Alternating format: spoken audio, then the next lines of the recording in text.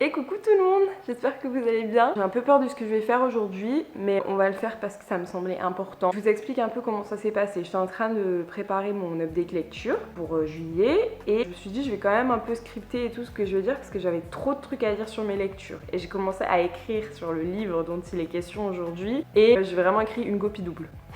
J'ai fait une dissertation, donc je me suis dit que ça pourrait être intéressant de faire une vidéo dédiée à ce livre. Ça me dérange un peu parce que j'ai pas envie qu'on dise que je fais une vidéo vraiment pour trasher un livre et tout parce que c'est pas sympa, mais d'un autre côté, j'ai trop de trucs à dire et donc je le fais. Je fais un petit disclaimer même si je pense que j'en ai pas besoin parce que les gens qui me suivent sont des personnes intelligentes, mais évidemment, en disant que je n'ai pas aimé cette lecture, je ne vous juge pas vous en tant que lecteur. Si vous avez aimé, c'est très bien et je serais même très contente de discuter, pas de me disputer avec vous dans les commentaires sur ce que vous avez aimé et tout parce que il est clair que ce livre a plu à beaucoup de monde et c'est aussi pour ça que je me dis que ça va pas faire de mal à l'autrice parce que clairement qu'est-ce qu'on s'en fout qu'une petite française qui a pas énormément d'abonnés parle en mal de son livre. Je pense que ça va pas faire grand chose et ça va peut-être même vous donner envie de l'acheter, de savoir ce que j'ai pas aimé parce que peut-être que ce que moi je n'ai pas aimé vous allez l'aimer, mais il y a quand même plein de trucs dont il faut qu'on parle. Maintenant on va pouvoir rentrer dans le vif du sujet, mais avant ça s'il vous plaît, est-ce que vous êtes abonné à ma chaîne? Si c'est pas le cas, qu'attendez-vous? On est de plus en plus nombreux, ça me fait trop plaisir et n'hésitez pas aussi à aller voir en barre d'infos mon compte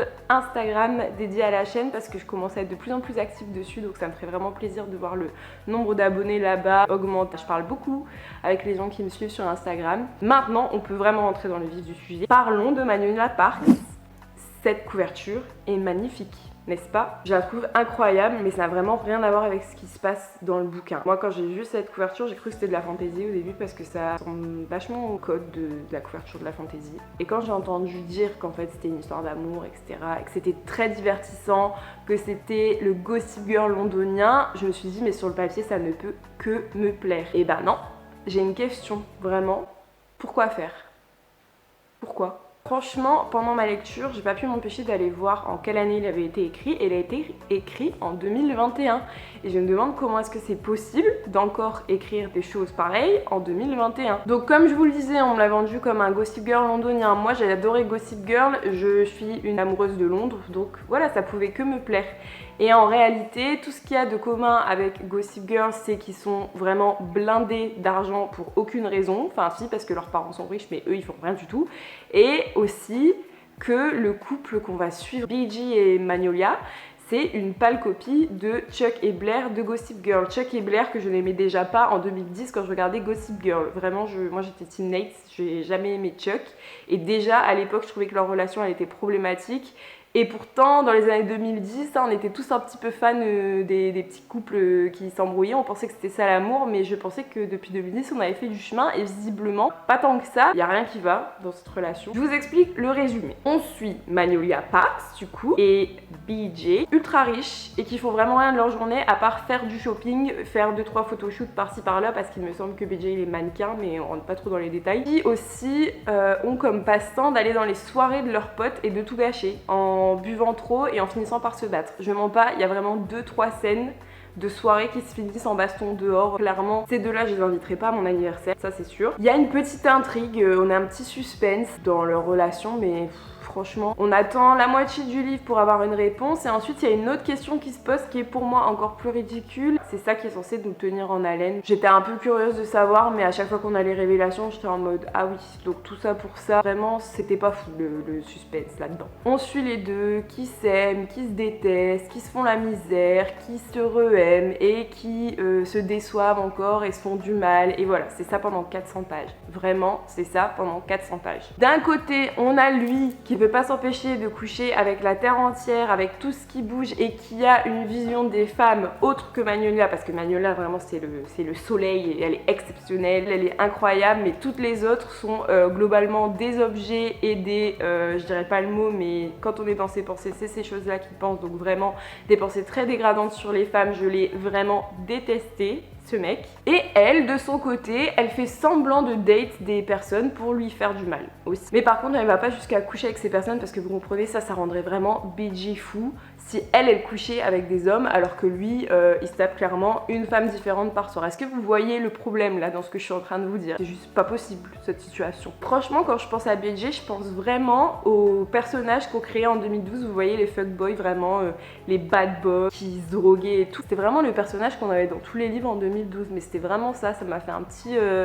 flashback en arrière et un flashback qui n'était pas vraiment agréable. Je vous parlais un peu des répétitions au niveau de ce qui se passe. Il y a aussi beaucoup de répétitions dans l'écriture, beaucoup de répétitions dans les pensées des personnages. Par exemple, l'idée de personne d'autre ne me comprend à part lui, personne d'autre ne me comprend à part elle, et tout ça, ça revient tout le temps. Je pense que j'ai levé les yeux au ciel au moins 50 fois pendant ma lecture. C'est bon, on a compris. Ouvrez-vous aux autres, il n'y a pas que l'un, que l'autre. Tout ce qui se passe pour l'un ou pour l'autre, à un moment donné, rapporté à l'autre. Les gens comme ça, ce n'est pas possible. Ça me permet aussi de dire que j'ai pas spécialement aimé l'écriture. Je trouve que c'était une écriture qui était trop simple et en même temps des fois avec des petites métaphores et tout qui se voulaient un peu plus littéraires et tout, mais ça marchait pas.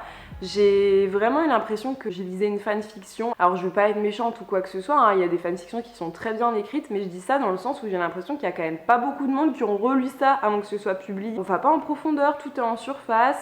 Il y a beaucoup de dialogues et des dialogues pas réalistes très souvent. L'écriture, j'ai pas beaucoup aimé. Le seul truc que je pourrais dire qui est positif avec cette écriture, c'est que du coup ça se lit quand même assez rapidement. C'est vraiment pas compliqué. Plus j'avance dans les lectures et au moins j'aime ce type d'écriture qui est beaucoup trop simple pour moi. D'ailleurs, j'ai vu sur plusieurs avis, que ce soit sur le booktube anglophone ou même français, que c'est le type d'écriture qui plaît, hein, parce que voilà, ça se lit vite, etc.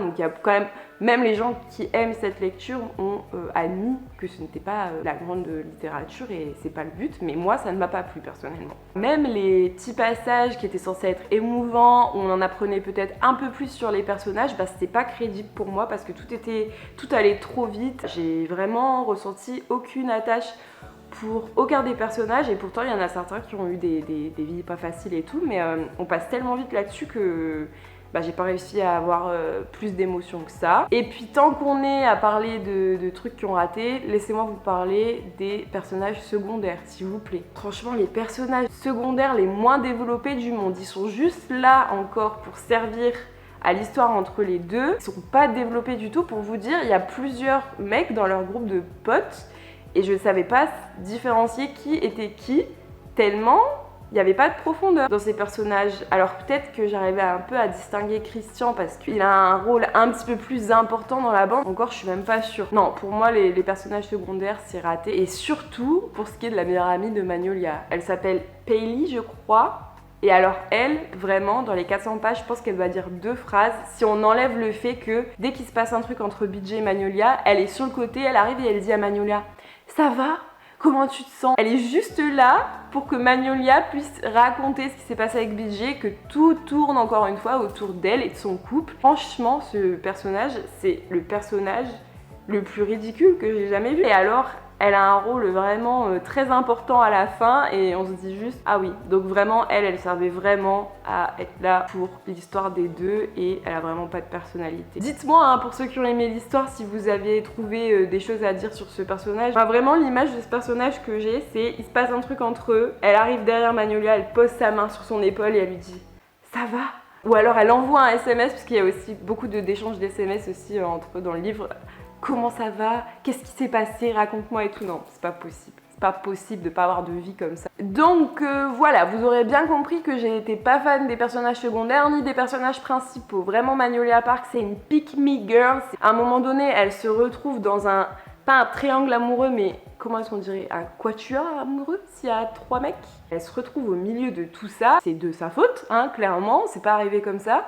Et elle se dit, mon Dieu, je ne comprends pas pourquoi tout le monde m'aime, pourtant je ne fais rien. Si, t'as fait des trucs, c'est de ta faute que tu te retrouves dans cette merde. Autre chose qui m'a énervée chez elle, c'est qu'elle a un super talent. Elle est capable de dire de quelle marque sont les vêtements que porte la personne qui est en face d'elle. Donc elle est en soirée, elle voit une meuf et elle se dit donc, ah ça c'est la robe Chanel numéro je sais pas quoi, je sais même pas si ça existe, robe Chanel, je sais pas quoi. Parce qu'évidemment, elle est entourée que de gens qui portent des choses de luxe. Vraiment, je serais incapable de me procurer ne serait-ce qu'une chaussette qui est portée dans ce livre. Et en fait, elle coince quand même beaucoup de monde dans ce livre. Et donc on a toujours une description ultra détaillée de ce que portent les gens et franchement, ça sert à rien, on s'en fout, c'est chiant à lire. Pour moi c'était chiant. Après je sais qu'il y avait des gens qui aimaient bien parce que ça leur permettait vraiment de visualiser la tenue et tout, mais vraiment je m'en fous. Je me dis, il porte un jean et un t-shirt et c'est bon. J'ai pas besoin de savoir de quelle collection vient ce jean, vraiment ça m'intéresse pas. Et là vous devez être en train de vous dire, mais Enza, si tu as tant détesté, pourquoi est-ce que tu as été jusqu'au bout? Et ben je vais vous dire une chose, il y avait quand même 2-3 choses qui m'ont plu, mais la raison principale c'est quand même que j'ai vu beaucoup d'avis positifs dessus, et donc j'ai voulu laisser sa chance jusqu'au bout, parce que je me suis dit peut-être que je vais être surprise à un moment donné. Zéro surprise, vraiment, c'était pas ouf jusqu'au bout. Si je dois vous parler des choses qui m'ont plu, laissez-moi vous dire que Tom England, c'était vraiment le point positif de ce livre, même si il méritait pas ça, clairement. Et que je trouve que parmi les personnages secondaires, c'est peut-être celui qui est le plus développé, mais il est encore pas assez développé. Je trouve qu'on sait pas assez de choses de lui et il est là juste pour graviter autour du couple. Mais c'est un mec sympa, lui il m'a fait sourire de temps en temps, je me suis dit c'est vraiment un bon gars et il était assez bien écrit. Bon. Vous voyez ce que je veux dire. Et ensuite, j'ai quand même trouvé qu'il y avait du petit divertissement, notamment dans la famille des Parks. Voilà, il y a des petits dramas de famille qui m'ont quand même tenu en haleine, qui m'ont fait rire à certains moments. J'avoue que les passages dans la famille de Parks, c'était toujours des moments qui me faisaient rire. Je trouvais que sa sœur, elle était très drôle. Je trouvais surtout que sa mère, elle était hilarante. J'aimerais vous en dire plus, mais malheureusement, c'est tout ce que j'ai aimé.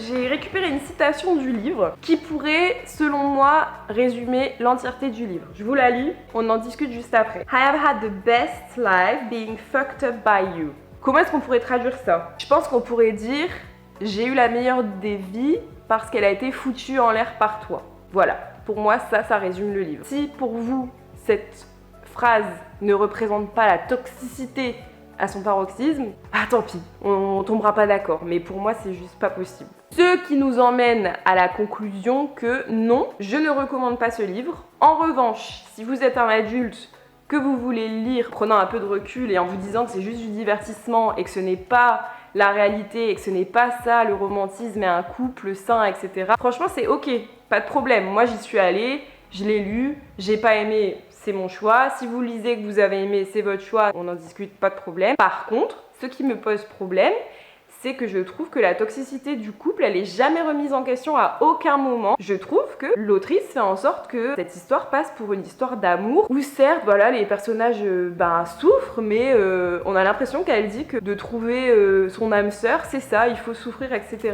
Moi, je suis pas d'accord avec ça. J'étais d'accord avec ça quand j'avais 15 ans. Je me souviens d'une discussion que j'avais eue avec une amie où je disais ah moi je veux pas d'un truc simple et tout, je veux un truc où c'est où je suis un peu torturée, où je pleure et tout parce que c'est ça l'amour, parce que évidemment j'avais grandi avec des séries comme Gossip Girl ou Vampire Diaries où les gens ils se font la misère et ils s'aiment, etc. Et non, si vous êtes adolescent et que vous me regardez, c'est pas ça l'amour. L'amour c'est simple, l'amour c'est pas de pleurer un jour sur deux parce que la personne qu'on aime est en train de nous faire du mal intentionnellement. En plus non, si quelqu'un fait ça, ce n'est pas de l'amour, il faut vous barrer. À partir du moment où vous êtes conscient de ça, si vous voulez lire ce livre, il n'y a vraiment pas de problème. Mais juste ce qui me pose problème, c'est qu'on mette ce livre dans les mains d'adolescents et qu'on leur dise voilà, c'est ça l'amour. Ça me dérange fortement. Sur ce, pour ce que j'ai terminé, j'espère que vous ne m'avez pas trouvée trop méchante, mais je suis désolée, j'avais vraiment envie de parler de ce livre. Je trouve que ça peut mener à des discussions intéressantes. J'espère que cette vidéo vous aura plu. Si vous avez aimé Magnolia Park, j'espère que vous n'avez pas pris trop à cœur ce que je vous ai dit, et je le répète encore, je pense que ça fait 3 fois que je le dis,